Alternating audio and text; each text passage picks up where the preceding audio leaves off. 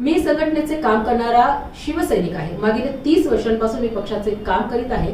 पक्षाने माझ्यावर मोठमोठ्या जबाबदाऱ्या दिल्या आहेत। ही जबाबदारी समर्थपणे पेलण्याची ताकद माझ्यात यावी हीच प्रार्थना मी शिवसेना प्रमुखांशी करत असतो।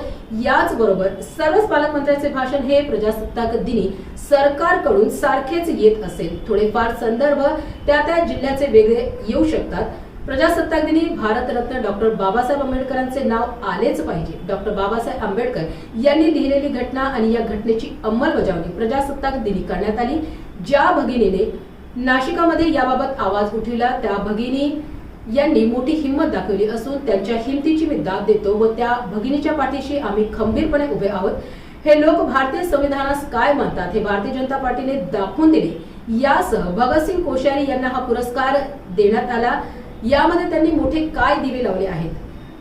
भगतसिंग कोश्यारी यांनी छत्रपती शिवरायांचा अवमान केला। त्यांनी महात्मा ज्योतिबा फुले यांचा देखील अवमान केला। एकदा नाही तर वारंवार केला। अशा व्यक्तीला आपण पुरस्कार का दिला हा प्रश्न नक्कीच मनात येत असल्याबाबतची माहिती शिवसेना नेते अंबादास दानवे यांनी माध्यमाद्वारे बोलताना दिली। दादा, उदय सामंत असे म्हणाले की रावसाहेब म्हणजे तुम्ही अंबादास दानवे माझ्यावर टीका करा पण ते लवकरच आमच्या पक्षात येणार आहे। मला वाटतं असं ते बोलले नाही। मी त्यांनाच फोन लावला, तुम्हाला स्पष्ट सांगायचं होतं। पण त्यांनी सांगितलं की दावोस वगैरे विषय अंबादास दानवेंनी टीका केलेली आहे आणि अंबादास दानवे तुमच्यावर फार टीका करतात। तर त्यांनी एक नॅचरल पॉलिटिकल उत्तर मी सांगू शकतो, तसंच पद्धतीने उत्तर देऊ शकतो, पण तसं देणार नाही मी। परंतु मला असं वाटतं अशा पद्धतीनं त्यांचं वक्तव्य फार घेण्याची गरज नाही सिरियसली। मी शिवसेना प्रमुखांचा शिवसैनिक आहे, उद्धवजींच्या नेतृत्वाखाली काम करणारा शिवसैनिक आहे आणि त्यांच्यावर रोज टीका करतो आणि म्हणून पत्रकारांनी प्रश्न त्यांना विचारला अशी मला माहिती कळली, म्हणून त्यांनी अशा पद्धतीने उत्तर दिलं। पण माझ्या टीकेचा जोर आणखी वाढेल हेही सांगतो आणि असं त्यांचं जे स्वप्न आहे ते कधी पूर्ण होणार नाही हेही सांगतो। पण दादा, नेहमी तुमच्याबद्दल अशी चर्चा सुरू असते, कधी शिवसेना कधी भाजप, सतत चर्चा। चर्चेला आपण काही करू शकत नाही। निश्चित काही लोक बोलत असतात मैत्रीमध्ये बसल्या उठल्यावर असं तसं तसं, आता सगळ्यांनाच बोलतात। ते काय आहे की भाजपचे लोक त्यांचे लोक फार ग्रामपंचायतीच्या लोकांना सुद्धा बोलत असतात। परंतु मला असं वाटतं मी संघटनेचं काम करणारा शिवसैनिक आहे। आता नाही, मागच्या 30 वर्षापासून काम करणारा शिवसैनिक आहे आणि पक्षाने माझ्यावर खूप मोठ्या मोठ्या जबाबदाऱ्या दिलेल्या आहेत। आताही माझ्यावर मोठी जबाबदारी आहे आणि मला वाटतं ही जबाबदारी समर्थपणे पेलण्याची ताकद माझ्यात यावी हीच शिवसेना प्रमुख आम्ही प्रार्थना करत असतो। बाकी मी या संकटाला या जे काही काम असेल त्याला घाबरणारा आम्ही शिवसैनिक नाही। शिवसेना भाजप प्रमुख जेव्हा करायला तर मी सांगितलं मागे लोकसभापासून होतं आपण ते येत असते, त्याला काय मतलब आहे का, त्याला काय अर्थ आहे का? नाशिकमध्ये आज पालकमंत्री गिरीश महाजन यांचा कार्यक्रम होता। यावेळी वन विभागाच्या महिला अधिकाऱ्यांनी आक्षेप घेतला की पूर्ण भाषणामध्ये त्यांनी डॉक्टर बाबासाहेब आंबेडकरांचं नाव घेतलं नाही आणि ती महिला प्रचंड आक्रमक झाली होती। माझी नोकरी गेली तरी चालेल पण त्यांनी माफी मागायला पाहिजे अशी भूमिका म्हटली। काय म्हटलं भाषणात प्रजासत्ताक दिनाचं जे गिरीश महाजन यांचं भाषण होतं त्या भाषणामध्ये त्यांनी डॉक्टर बाबासाहेब आंबेडकरांचं नाव का घेतलं नाही असं त्या महिला कर्मचाऱ्यांनी आक्षेप घेतला। खरं तर आज जे 26 जानेवारी भारतीय प्रजासत्ताक दिन आहे, या दिवशी भारताची राज्यघटना स्वीकारली गेली म्हणजे इतर 26 नोव्हेंबरलाच घटना दिन असतो, पण तो प्रजासत्ताक दिन प्रजेचं राज्य आजच्या दिवसापासून 1950 सालापासून आलेलं आणि ही घटना कोणी लिहिली तर ती भारतरत्न डॉक्टर बाबासाहेब आंबेडकरांनी लिहिली। आता मी इथे सकाळी भाषण ऐकलं, संजय शिरसाट पालकमंत्री होते, मी त्या ध्वजारोहणाला गेलो होतो।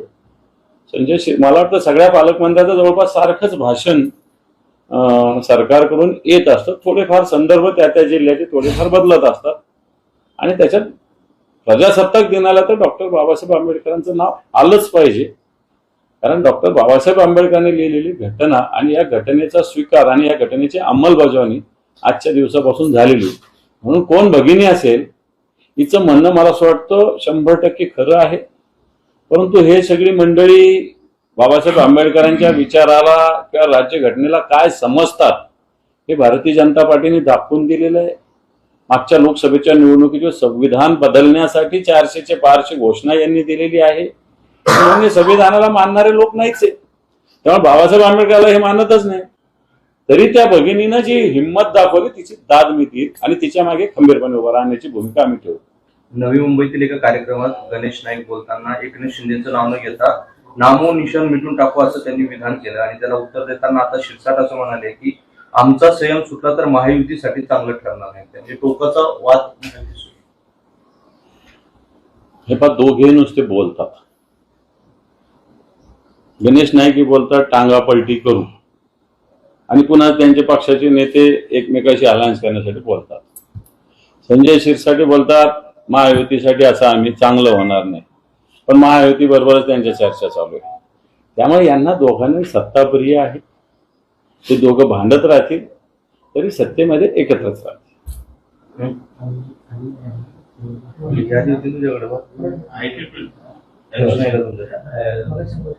भगतसिंग कोश्यारी यांना पुरस्कार मिळाला. भगतसिंग कोश्यारी जे राज्यपाल होते यांना का पुरस्कार मिळाला हा प्रश्न यांनी काय मोठे दिवे लावले. यांनी छत्रपती शिवरायांचा अवमान केला, यांनी महात्मा ज्योतिबा फुलेंचा अवमान केला. बरं एकदा नाही वारंवार केला आणि अशा व्यक्तीला आपण का हा पुरस्कार दिला हा निश्चित मनातला प्रश्न आहे. परंतु सरकार आहे अशी त्यांची चाटणाऱ्या बहुता मी सगळ्या विषयी ऑब्जेक्शन घेणार, पण भगतसिंग कोश्यारी सारख्या व्यक्तीला अशा पद्धतीनं पुरस्कार देणं चुकीचं. उद्या आपलं मूक आंदोलन हा उद्या आम्ही संभाजीनगरात एक आंदोलन करतोय. वाराणसीमध्ये मनकर्णिका घाट जो आहे आणि अहिल्याबाई पुण्यश्लोक अहिल्यादेवी होळकरांचा जो प्रतिमा पुतळा आहे ही पूर्णपणे जेसीबीनं बुलडोझरनं पूर्णपणे नेस्तनाबूत केलेली आहे. भारतीय जनता पार्टीचं सरकार हे छद्म हिंदुत्ववादी आहे. हिंदुत्ववाद म्हणजे काय? मनकर्णिका घाट या देशातील हिंदूंना मनकर्णिका घाट माहिती नाही अशातला काही भाग नाही. सगळ्या देशातल्या हिंदूंना मनकर्णिका घाट माहिती आहे. आणि त्याच पद्धतीनं अहिल्यादेवी होळकर, ज्या अहिल्यादेवी होळकरांनी पुण्यश्री अहिल्यादेवी होळकरांनी महाराष्ट्र नव्हे उत्तर प्रदेश मध्य प्रदेश ठिकठिकाणी अनेक मंदिर निर्माण केले, अनेक पाणी पुरवठ्याच्या बारवा निर्माण केल्या, अनेक वास्तू निर्माण केल्या, आजही घाट निर्माण केले वेगवेगळ्या नद्यावर. आणि याच्यातलाच एक घाट जो गंगा वाराणसीला होता तो या सरकारने पाडला. याचा निषेध आता आम्ही मूक निषेध करतोय. उद्या अहिल्यादेवी होळकरांचं स्मारक आमच्या संभाजीनगरात आहे. या ठिकाणी आम्ही उद्या मूक असे धरणे धरतोय 1 तासभर. संभाजी भिडेंचं एक वादग्रस्त विधान आहे. शरद पवार म्हणजे राष्ट्रद्रोह अशा शेलक्या शब्दात त्यांनी टीका केली.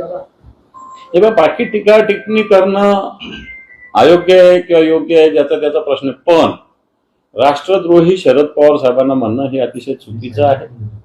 शरद पवार साहेब या देशासाठी या महाराष्ट्राशी झिजणारं एक नेतृत्व आहे. वैचारिक वादविवाद एकमेकांचा असू शकतो, पण तो नेतृत्वाविषयी अशा पद्धतीनं देशद्रोहाचा आरोप लावणं हे